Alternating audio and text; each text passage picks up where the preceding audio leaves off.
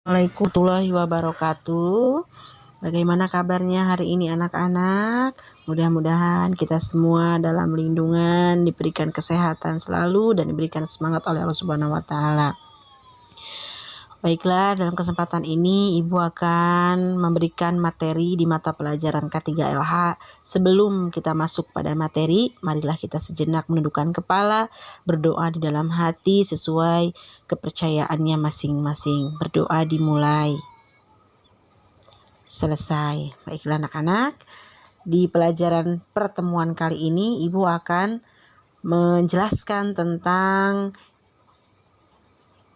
pengertian ilmu kesehatan masyarakat, pelayanan kesehatan di Indonesia. Baik, ilmu kesehatan masyarakat atau IKM yang disingkat IKM menurut Winslow adalah ilmu yang mempelajari tentang pencegahan penyakit. Artinya bagaimana cara kita untuk mencegah suatu penyakit di lingkungan masyarakat. Sasarannya adalah individu, keluarga, dan masyarakat. Yang kedua adalah memperpanjang masa kehidupan seorang individu, kelompok, ataupun masyarakat. Yang ketiga, memelihara kesehatan jasmani dan rohani. Yang keempat, pencegahan penyakit. Yang kelima, pemberantasan penyakit menular ya yang sekarang sedang booming seperti contohnya penyakit corona atau COVID-19, pendidikan kesehatan atau PENKES. Oke. Di sini upaya peningkatan kesehatan dan pencegahan penyakit itu ada 4 upaya. Yang pertama adalah upaya promotif, upaya promosi, mempromosikan bagaimana cara mencegah penyakit, bagaimana cara meningkatkan kesehatan, ya contohnya iklan-iklan, pamflet di jalan, media sosial, ya media televisi dan lain-lain.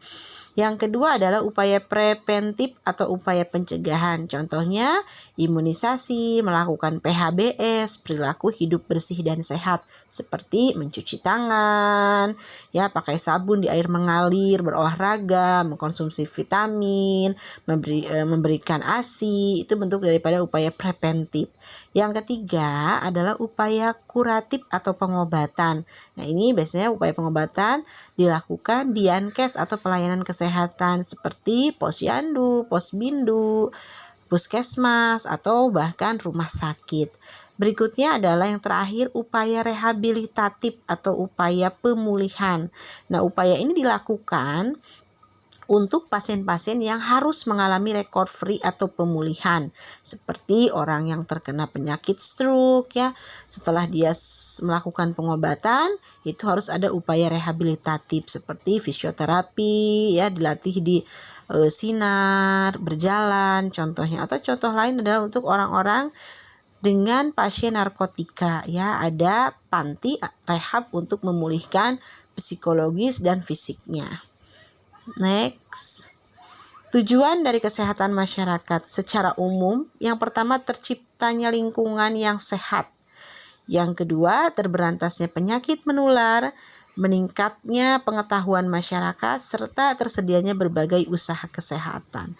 Usaha kesehatan di sini adalah usaha-usaha yang tujuannya adalah memberikan pelayanan kesehatan seperti tadi usaha-usaha posyandu, posbindu, KIA, kesehatan ibu dan anak, ya. Tujuan akhirnya adalah terciptanya jaminan bagi setiap individu untuk mencapai suatu derajat hidup guna mempertahankan kesehatan. Itu merupakan tujuan akhir dari kesehatan masyarakat. Next. Usaha-usaha kesehatan masyarakat yang dianjurkan oleh WHO. WHO di sini adalah organisasi dunia yang menangani di bidang kesehatan atau kepanjangan dari World Health Organization. Yang pertama adalah usahanya pencegahan dan pemberantasan penyakit menular. Nah, seperti dibentuknya Satgas, ya, Satuan Tugas untuk Penanganan COVID-19 yang sekarang sedang booming. Yang kedua adalah kesehatan ibu dan anak, KIA. Nah, ini layanannya seperti posyandu. Yang ketiga, hygiene dan sanitasi lingkungan. Nah, ini berkaitan dengan lingkungan ekosistem, ya, seperti pemberantasan DBD, ya, bintik nyamuk. Lalu selanjutnya pendidikan kesehatan pada masyarakat. Ini biasanya seminar-seminar Terus yang ke 5, statistik kesehatan. Statistik kesehatan ini maksudnya adalah pendataan jumlah kelahiran anak, angka kematian pada ibu, angka kematian pada anak, jumlah orang yang menderita penyakit kronis. Ini ada pencatatan ya, ada datanya. Yang berikutnya adalah perawatan kesehatan masyarakat.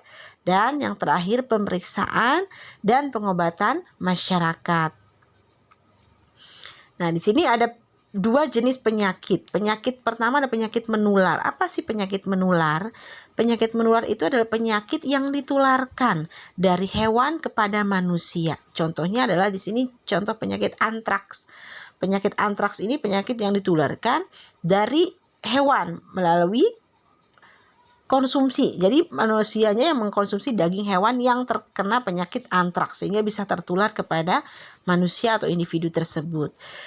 Yang kedua adalah penyakit infeksi. Nah, penyakit infeksi ini adalah penyakit yang ditularkan oleh mikroorganisme.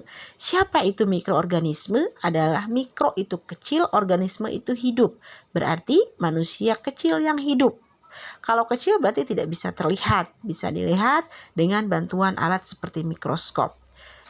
Anggota atau bagian atau siapa sajakah mikroorganisme itu? Yang pertama ada virus, bakteri, jamur, parasit. Nah, jadi virus ini yang menularkan kepada manusia. Contohnya sekarang ya, virus corona atau COVID-19 yang menularkan atau masuk ke dalam tubuh manusia melalui okuler, mata, hidung, dan mulut. Next. KIA, kesehatan ibu dan anak. Apa saja pelayanannya?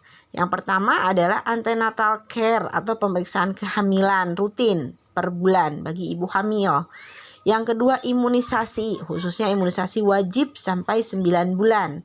Ada imunisasi HB0, BCG, DPT 1, 2, 3, polio, dan campak.